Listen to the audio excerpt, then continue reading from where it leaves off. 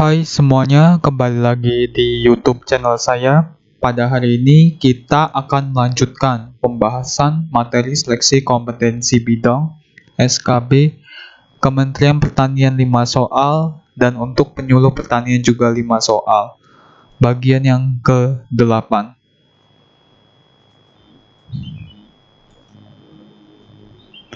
Peternak dan perusahaan peternakan yang melakukan usaha budidaya sapi potong membuat laporan tertulis, baik teknis maupun administrasi secara berkala setiap A. 3 bulan, B. 6 bulan, C. 8 bulan, D. 12 bulan, atau E. 18 bulan. 1 tahun, 1,5 tahun ya ini ya. Artinya setengah tahun, ini 3/4 tahun mungkin ya, 8 bulan. Jawaban yang tepat adalah yang B, 6 bulan. Yang B, 6 bulan. Coba kita lihat mengacu kepada undang-undang apa. Dasarnya adalah Peraturan Menteri Pertanian Republik Indonesia Nomor 46 Tahun 2015 tentang pedoman budidaya sapi potong yang baik. Kita langsung ke C, bagian C pelaporan.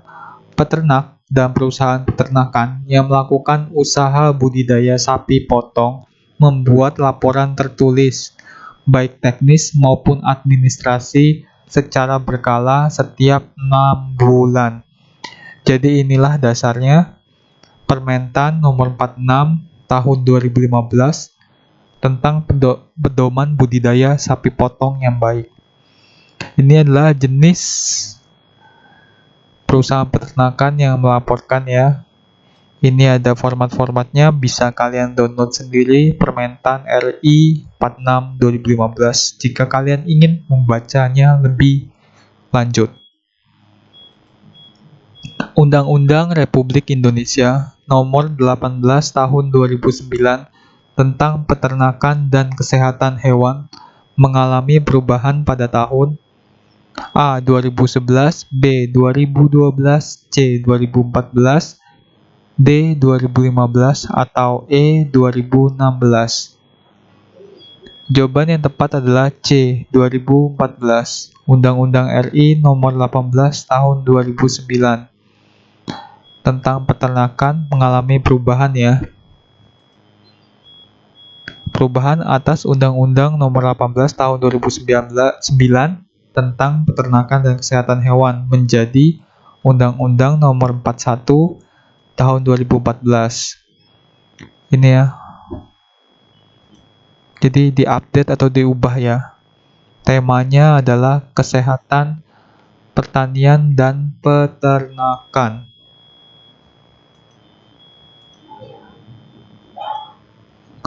Obat hewan berdasarkan jenis sediaan dapat digolongkan menjadi berikut, kecuali A. Biologis, B. Arsenik, C. Alami, D. Farmasetik, E. Premix. Jawaban yang tepat adalah yang kecuali adalah yang B. Arsenik ini merupakan racun ya, racun sianida. Biasanya tergantung di sianida, ini adalah arsen. Jadi kan kita obat ya, arsenik ini cenderung beracun atau toksik. Dia bukan obat, tapi dia adalah termasuk toksik atau racun ya. Kalau biologis ini contohnya bisa digolongkan biologis. Alami itu berarti alami dari tumbuh-tumbuhan mungkin.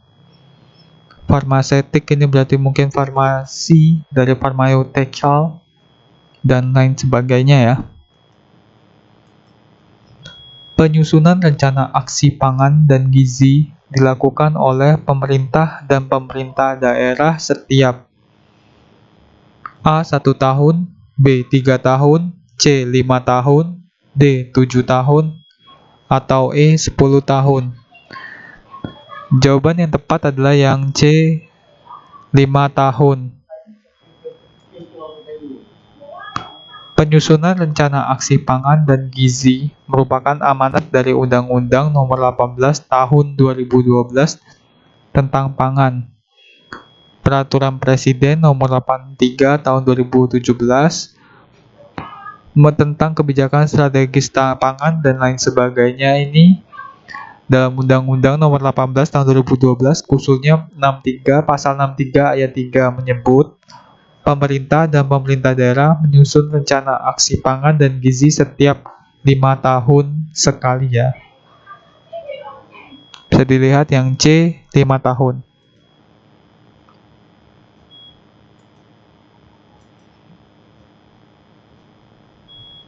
Pemasukan benih dan atau bibit ke dalam wilayah negara kesatuan Republik Indonesia dapat dilakukan untuk hal berikut kecuali A. Meningkatkan mutu dan keragaman genetik, B. Mengembangkan ilmu pengetahuan dan teknologi, C. Mengatasi kekurangan benih dan atau bibit di dalam negeri, D. Memenuhi keperluan penelitian dan pengembangan, atau E.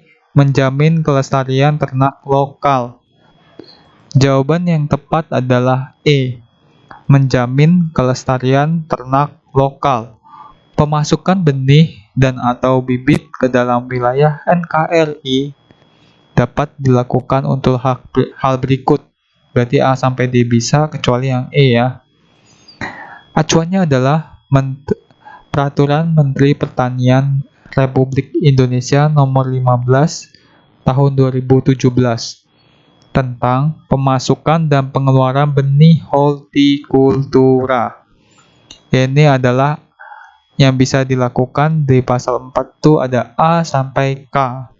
Berarti ada 11 yang bisa. Tapi di 11 ini tidak ada yang menyangkut tentang melestarikan ternak lokal ya, kelestarian ternak lokal ya. Tapi ada yang A, B, C, D ini pendaftaran varietas hortikultura, pengadaan benih bermutu, pengadaan tetua untuk perbanyakan benih, yang D pengembangan benih, yang E itu menghasilkan produk segar, F pelaksanaan uji banding antar laboratorium atau uji profisiensi, G itu pelaksanaan uji baru, unik, seragam, dan stabil atau BUSS. H itu kebutuhan bagi pemerhati tanaman. Yang I itu bahan pameran atau promosi. C kegiatan lomba. K pelaksanaan uji mutu untuk kepentingan penerbitan Orange Certificate and Blue Certificate sesuai dengan Peraturan International Seed Testing Association atau ISTA. Pendaftaran varietas hortikultura ya seperti itulah. Oke, next. Jangan lupa untuk klik tombol subscribe jika kalian belum subscribe di YouTube channel saya, dan untuk kalian yang 70% hanya menonton tapi belum subscribe, semoga kalian bisa klik tombol itu. Dan juga bagi kalian yang telah subscribe dan setia untuk menonton YouTube channel saya ucapkan terima kasih. Sehubungan dengan novel coronavirus yang sejak Maret lalu telah menjadi pandemik, semoga kalian bisa stay safe di rumah kalian, atau bagi kalian yang masih bekerja untuk memenuhi kebutuhan, semoga kalian bisa melakukan kiat-kiat pencegahan berikut. Dan juga untuk kalian yang working from home, semoga kalian bisa lebih giat lagi bekerja, dan jika kalian memang sedang tidak ada pekerjaan, semoga kalian bisa tetap menonton channel ini agar kalian bisa lolos di seleksi kompetensi bidang yang akan diadakan di waktu yang ditentukan oleh BKN. Oke, ini adalah penyuluh pertanian ya. Kita masuk soal penyuluh pertanian. Urutan kelas kemampuan kelompok tani yaitu A. Pertama, muda, madya, ahli. B. Pemula, madya, lanjut, utama. C. Pertama, kedua, ketiga, keempat. D. Pemula, lanjut, madya, utama. Jawaban yang tepat adalah yang D. Tingkat pemula, lanjut, madya, baru utama. Ini adalah urutan kelas kemampuan kelompok tani. Penetapan kelas kemampuan kelompok tani. Yang pertama adalah pemula, lanjut, madya, dan utama. Ini ada skor-skornya ya. Kalau misalnya kalian mau tahu bagaimana untuk mendapatkan skor ini, mungkin kalian bisa browsing atau searching saja poin apa saja yang dinilai untuk meningkatkan kelas. Untuk naik kelas ya istilahnya. Yang kedua, kegiatan penyuluhan pertanian yang bertujuan untuk mengambil tindakan dengan cepat sebagai upaya untuk mengembalikan pada rencana semula adalah A. Pengumpulan data keadaan, B. Monitoring atau pemantauan, C. Analisis data keadaan, atau D. Identifikasi data keadaan. Jawaban yang tepat adalah yang B. Monitoring atau pemantauan ya. Kegiatan penyuluhan pertanian yang bertujuan untuk mengambil tindakan dengan cepat sebagai upaya untuk mengembalikan pada rencana semula. Jadi kita harus pantau dulu ya, untuk tahu apa tindakan selanjutnya yang harus kita lakukan.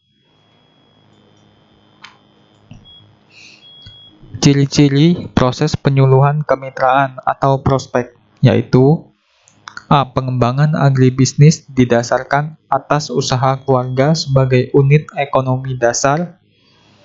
B. Dana untuk kegiatan penyuluhan dikelola oleh Dinas Pertanian. C. Kegiatan belajar petani berpusat di kota yang mendapat dukungan dari lembaga penyuluhan, peneliti, dan pemerintah daerah. Atau D. Di setiap kota terdapat petani pemandu yang dipilih oleh masyarakat. Jawaban yang tepat adalah yang A. Ciri-ciri proses penyuluhan kemitraan atau prospek yaitu pengembangan agribisnis didasarkan atas usaha keluarga sebagai unit ekonomi dasar. Berikut ini merupakan potensi ketahanan pangan Indonesia di bidang pertanian, kecuali A. Padi, B. Gandum, C. Kacang tanah, D. Kacang kedelai. Jawaban yang tepat adalah yang B. Gandum, kecuali ya. Gandum adalah tanaman yang dapat tumbuh baik di daerah subtropis dengan 4 musim. Sedangkan Indonesia adalah negara tropis yang hanya memiliki 2 musim. Gandum memerlukan suhu yang sejuk dengan curah hujan sedikit. Sedangkan di daerah Indonesia adalah dataran sejuk seperti adanya di Malang, Tawamangu, dan lain-lain. Jadi yang ada dataran sejuk itu hanya biasanya contohnya di Malang, Tawamangu, dan lain-lain. Namun curah hujan yang tinggi membuat hasil produksi gandum tidak memuaskan. Kesimpulannya, gandum memang bisa ditanam di beberapa daerah yang iklimnya sejuk di Indonesia. Akan tetapi karena Indonesia adalah negara tropis yang mempunyai curah hujan tinggi, ini mengakibatkan gandum produksinya kurang efektif karena dia hanya membutuhkan air sedikit tapi curah hujan di Indonesia sangat besar. Itulah yang membuat gandum jarang ditanam di Indonesia, tapi kebanyakan orang lebih menanam padi daripada gandum.